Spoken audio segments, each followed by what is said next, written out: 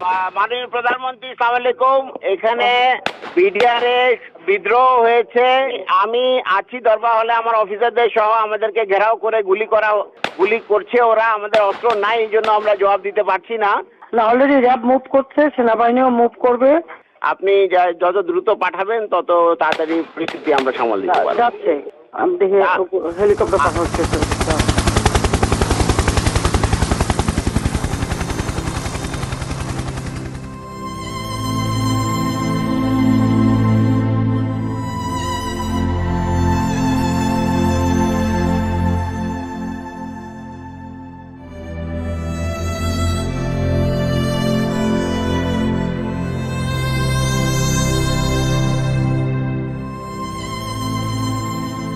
25শে ফেব্রুয়ারি 2009 সেদিন আনুমানিক সকাল 9টায় আমি ফোন কল পাই পিলখানা থেকে, এবং তখন সেই ফোন কলের মাধ্যমেই জানতে পারি যে পিলখানাতে আমাদের সামরিক অফিসাররা আক্রান্ত হয়েছেন। আমি সাথে সাথে তৎকালীন মইনু আহমেদের এডিসি ক্যাপ্টেন জুনায়েদকে এটা ফোনে জানাই, এবং উনি আমাকে বলেন যে সেনাপ্রধান অবগত আছেন এবং উনি ব্যবস্থা নিচ্ছেন। এরপরে এমআইএসটি থেকে আমরা কতিপয় অফিসার সকাল 10:30 বা 11টার সময় আমরা এই আবাহনী মাঠে চলে আসি, এবং এসে দেখতে পাই যে অলরেডি 46 ব্রিগেড এই আবাহনী মাঠে ডিপ্লয়েড অবস্থায় আছে। শুধু আবাহনী মাঠেই না, 46 ব্রিগেডের একটি অংশ এই মেডিনোভার সামনে এই রাস্তায় পিছনের গলিতে ভারী অস্ত্রশস্ত্র নিয়ে সকাল 10:30 থেকে অপারেশন পরিচালনা করার জন্য রেডি ছিল। এর বাইরেও পিলখানার 3 নম্বর এবং 5 নম্বর গেটে র্যাবের একটি সেকশন এবং একটি প্লাটুন অপারেশন রেডিনেস অবস্থায় ছিল। আর আমি ঠিক যেখানে দাঁড়িয়ে আছি সেখান থেকে মাত্র 300 গজ দূরে ওই যে গাছটি দেখা যায় সেটি হচ্ছে পিলখানার গেট। অর্থাৎ পিলখানা থেকে মাত্র 300 গজ দূরে সকাল 10:30 থেকে সেনাবাহিনী অপারেশনের জন্য সম্পূর্ণ প্রস্তুত ছিল, অপেক্ষা করছিল একটি আদেশের জন্য, মুভ ফরওয়ার্ড। সে আদেশটি আর আসেনি।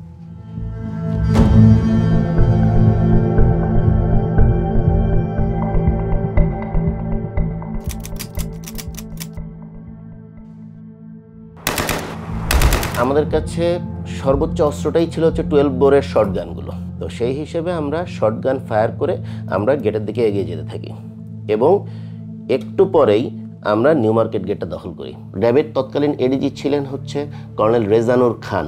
স্যারকে ফোন দেই যে স্যার আমরা অলরেডি নিউ মার্কেট গেট দখল করেছি। তৎক্ষণাৎ উনি মারাত্মক মাত্রায় ক্ষিপ্ত হয়ে যান যে তোমাকে কে অর্ডার দিয়েছে ফায়ার ওপেন করার জন্য, বা তোমাকে এই গেট দখল করার জন্য কে অর্ডার দিয়েছে। উনি তৎক্ষণাৎ বলেন ওইখান থেকে ফল ব্যাক করো, এবং তোমরা এক্স্যাক্টলি যে নীলক্ষেতের যে মোড়, যেটা চৌরাস্তার মোড়, এর সামনে কোনোভাবেই যেন আমরা না যাই। এর ভিতরে আমি ফোন পেলাম এডিজি কর্নেল রেজানুর খানের কাছে। উনি আমাদেরকে বললো যে তোমরা ভিতরে প্রবেশ করবে না এবং গুলি আপাতত করবে না, আমরা জানাবো কি করতে হবে। মাননীয় প্রধানমন্ত্রী আলোচনা করতে বলেছেন, এবং তাদের সাথে আলোচনার মাধ্যমেই সমস্ত কিছু সলিউশন হয়ে যাবে।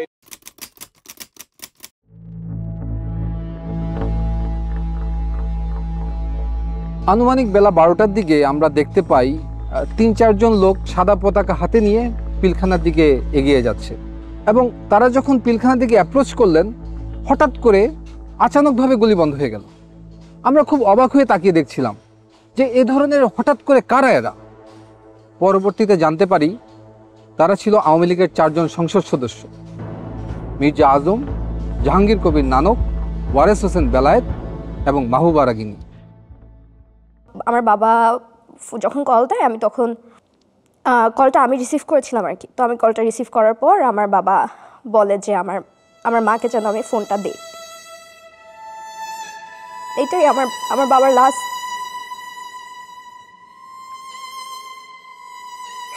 এরপরে কোনোদিন আমি আমার বাবার ভয়েস শুনি নাই।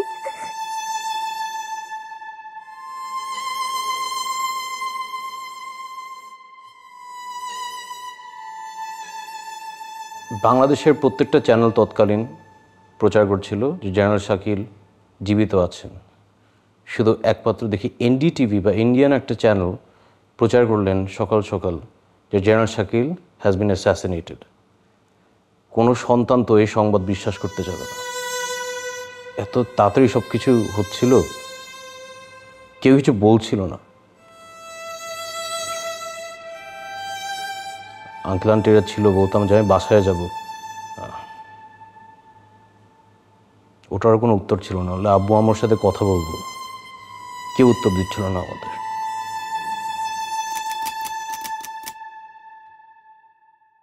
দুইটার মধ্যে দুইটা dead body Hazaribagh sewerage line দিয়ে বেরিয়ে আসে। মানে বেলা 2টার মধ্যে সারা জাতি জানতো যে দুইজনকে কমপক্ষে হত্যা করা হয়েছে। এই আবাহনী মাঠে আমাদের গ্রাউন্ড কমান্ডার ছিলেন ব্রিগেডিয়ার হাকিম স্যার। ব্রিগেডিয়ার হাকিম স্যারকে আমরা বারবার প্রশ্ন করি, কখন আমরা ভিতরে যাব, কখন আমাদের ভাইদেরকে উদ্ধার করব, তাদের পরিবারদেরকে উদ্ধার করব। উনি বলেন সেনাপ্রধান তৎকালীন প্রধানমন্ত্রী শেখ হাসিনার সাথে বিষয়টি আলোচনা করছেন এবং ওনার আদেশ পেলেই আমরা মুভ করব।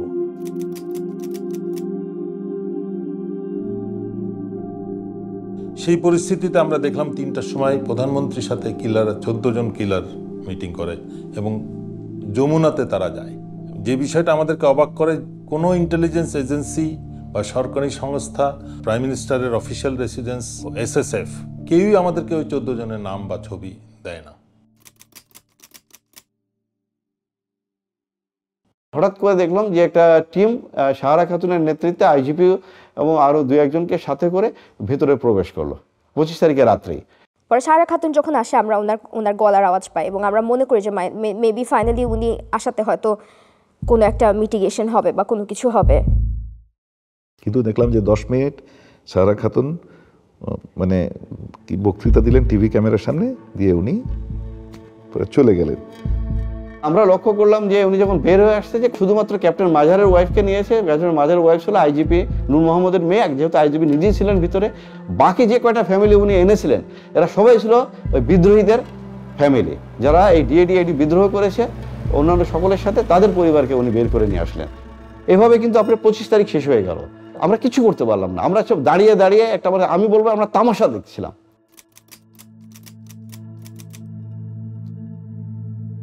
26শে ফেব্রুয়ারি সারাদিন আমরা ইউনিফর্ম পরে অস্ত্র হাতে এখানে অপেক্ষা করছি কখন আমার ভাইদেরকে উদ্ধার করব।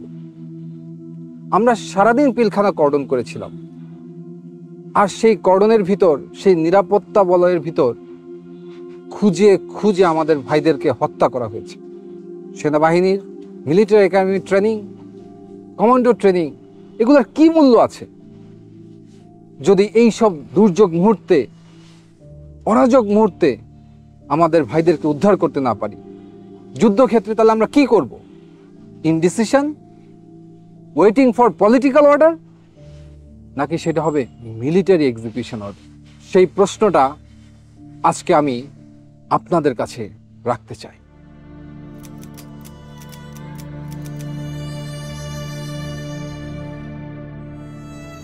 সাতাশ তারিখ আমরা যখন পিলখানায় ঢুকি, সে এক অন্য পিলখানা, চারিদিকে ধ্বংসযজ্ঞ, গুলির ছাপ, রক্তের ছাপ।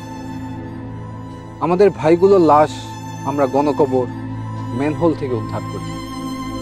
লাশগুলো ছিল বিকৃত।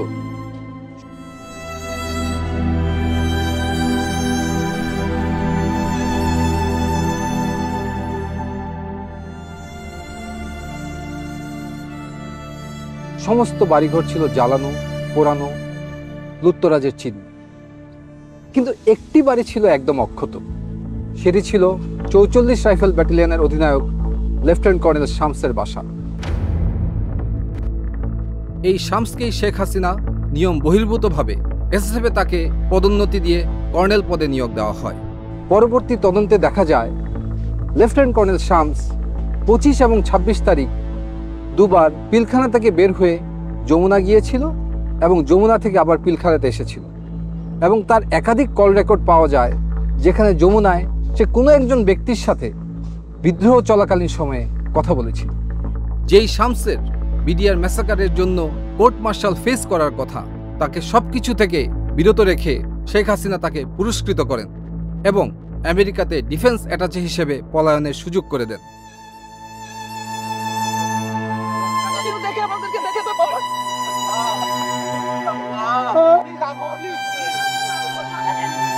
ঠিক আছে আসো তুমি এখানে বসো।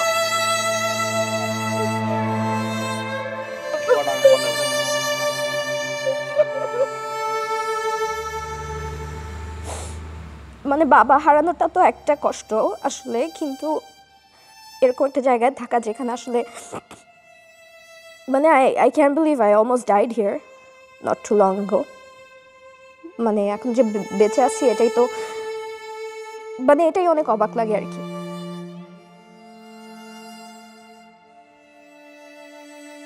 আমার বাবার মাথায় গুলি লেগেছিল এবং এই জায়গাটা থ্যাতলানো ছিল এবং খুব সম্ভবত গুলিটা গাল দিয়ে বের হয়ে গেছে। আমি চাইবো না যেন কিনা আমার সবচেয়ে খারাপ শত্রু কখনো তার বাবাকে এইভাবে দেখুক, কখনো না।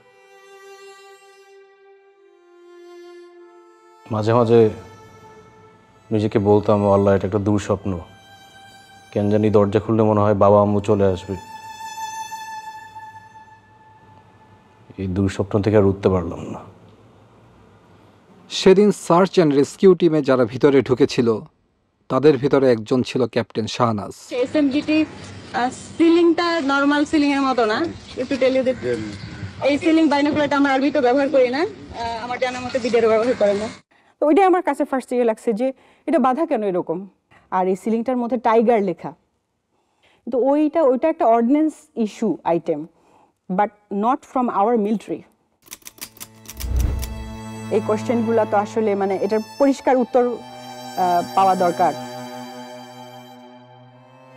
পিলখানার এই হত্যাকাণ্ডের ঘটনাটির পর যখন 27 তারিখে আমরা ভিতরে ঢুকি এবং পরবর্তীতে তার অবস্থা দেখতে পাই, এটা পরিষ্কার হয়ে যায় যে এটা একটা সুপরিকল্পিত হত্যাকাণ্ড।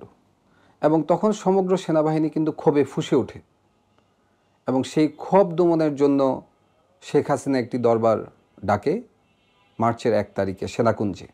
এই ঘটনায় সমস্ত সামরিক অফিসাররা এখানে উপস্থিত যারা ছিল তারা ক্ষোভে বিক্ষুব্ধ হয়ে ওঠে।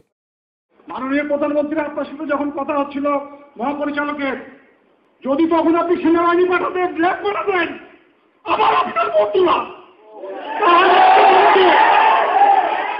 তারা দরবারভাবে ঢুকেছে আধা ঘন্টা পরে এবং তারা কিলিং শুরু করেছে 11:30 থেকে 11টার পরে।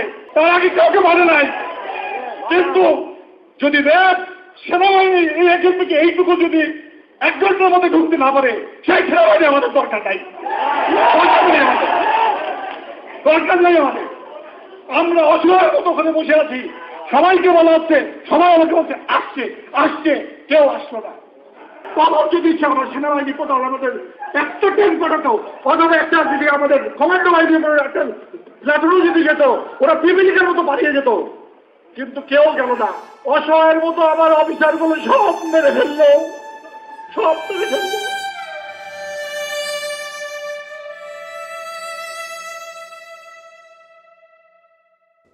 এর 7 দিনের মাথায় আমাকে 30 রাইফেল ব্যাটালিয়ন খাগড়াছড়িতে পোস্টিং দেওয়া হয় এবং সেইখানে তদন্ত কার্য সম্পন্ন করতে বলা হয়।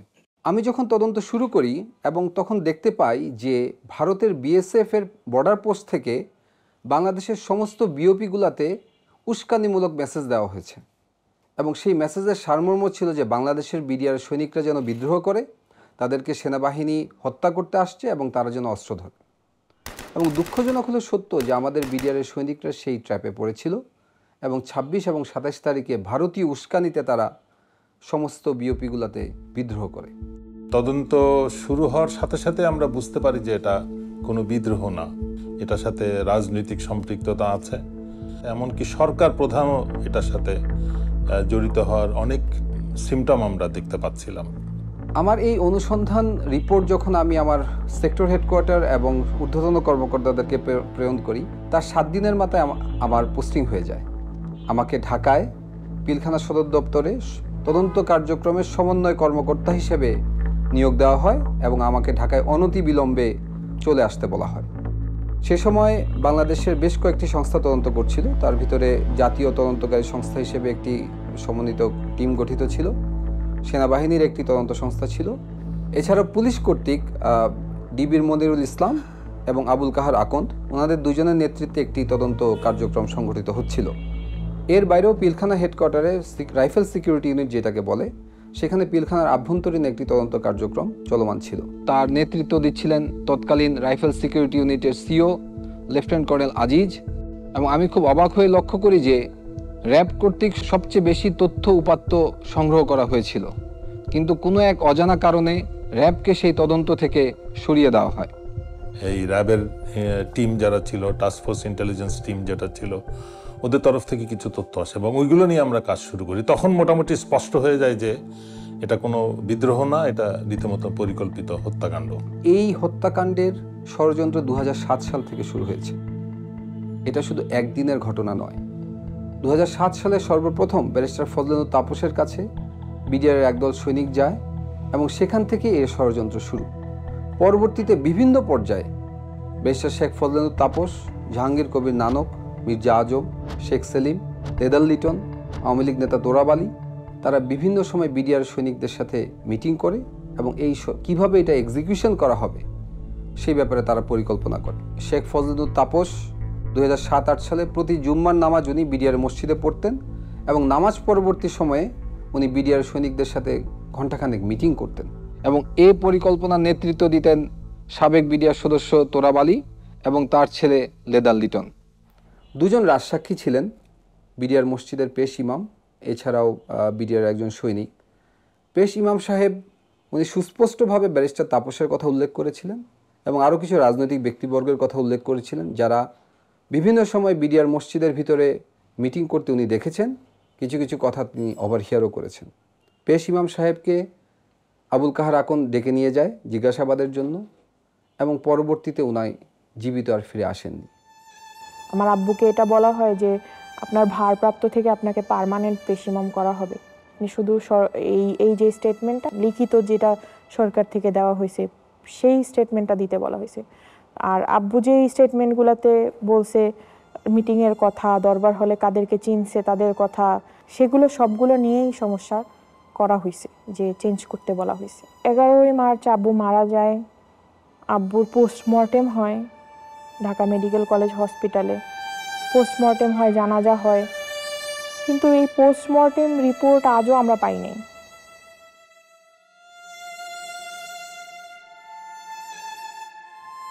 আর বিডিআরের যে সৈনিক রাজসাক্ষী দিয়েছিল তার লাশ পাওয়া যায় গলায় ফাঁস দেওয়া অবস্থায়। ছবিতে এবং ভিডিওতে দেখা যায় যে মৃতদেহর পা মাটিতে লেগে আছে, যা কোনোভাবেই একটি ফাঁসির সাথে সঙ্গতপূর্ণ নয়। সবচেয়ে দুঃখজনক বিষয় হচ্ছে এই সাক্ষীরা সরকারি হেফাজতে ছিলেন। সরকারি হেফাজতে থাকা অবস্থায় এ ধরনের একটি রহস্যময় হত্যাকাণ্ড কিভাবে সংঘটিত হলো সেটিরও কোনো তদন্ত সে সময় করতে দেওয়া হয়নি, যাতে জাতির সামনে আসল সত্য কখনোই উন্মোচিত না হয়।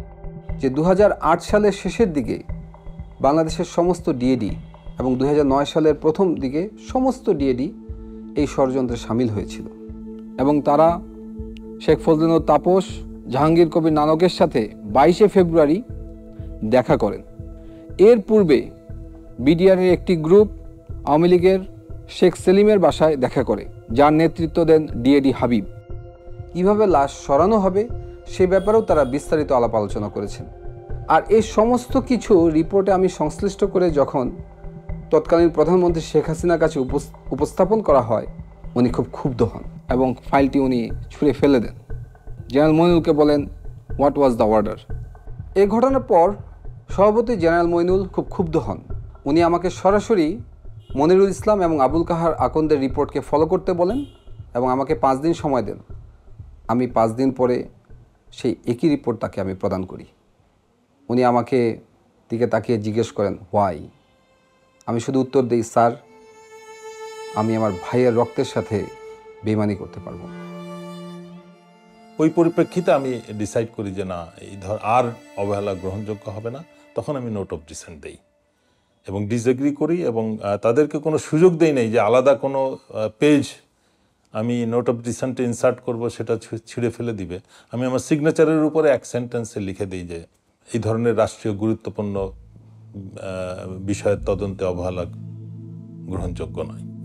একজন সার্ভিং আর্মি অফিসার হিসেবে সরকারি নির্দেশে পিলখানা তদন্ত কার্যক্রম সমন্বয় করার সময় হঠাৎ একদিন আমি আবিষ্কার করি আমাকে আমারই বাহিনীর লোকজন গুম করেছে তারা আমাকে নিয়ে যায় ডিজিএফআইতে এবং সেখানে আমাকে তাদের কাস্টডিতে এবং আয়নাঘরের বন্দী হিসেবে 361 দিন গুম করে রাখে।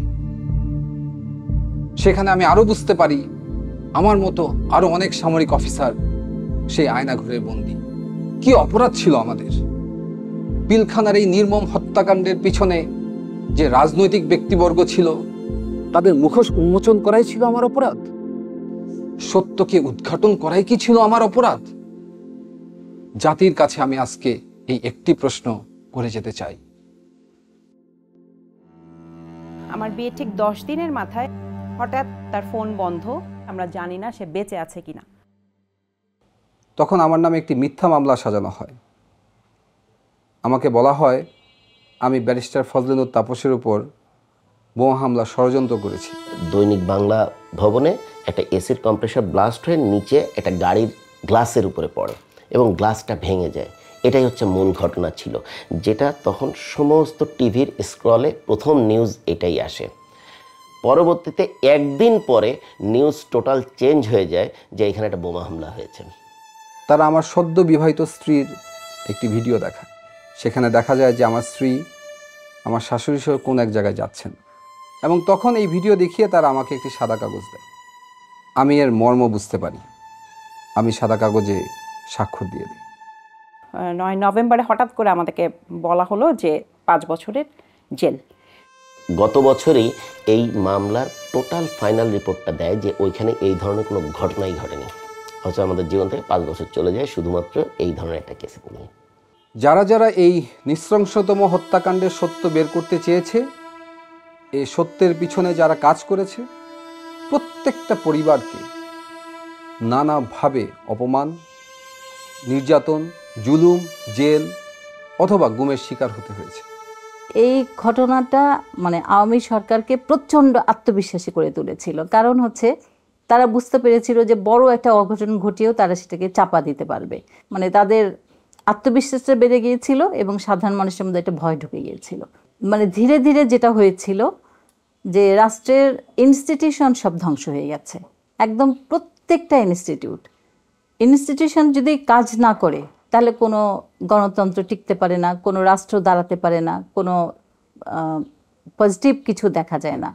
বিশেষ করে ইলেকশনগুলা, তো ইনস্টিটিউশনগুলা ধীরে ধীরে আওয়ামী গভর্নমেন্ট মানে ইচ্ছাকৃতভাবে ধ্বংস করেছে, যাতে করে কোনো কিছু বাংলাদেশের ভবিষ্যৎ না থাকে। এবং আমার মনে হয় এতে উদ্দেশ্যটা ছিল অন্য রাষ্ট্রকে সাপোর্ট দেয়া, যাতে হচ্ছে সেই রাষ্ট্রটার একটা করদরাজ্য হয়ে আমরা টিকে থাকি। 36 ঘন্টার সেই রাষ্ট্রীয় বিট্রিয়ালে জন্ম নেওয়া ফ্যাসিস্ট সরকারের অবসান হয় 36শে জুলাই ছাত্র জনতার অভ্যুত্থানের মাধ্যমে। আমরা চাই না বাংলাদেশে আর কোনো দেশবিরোধী শক্তির আগমন ঘটুক।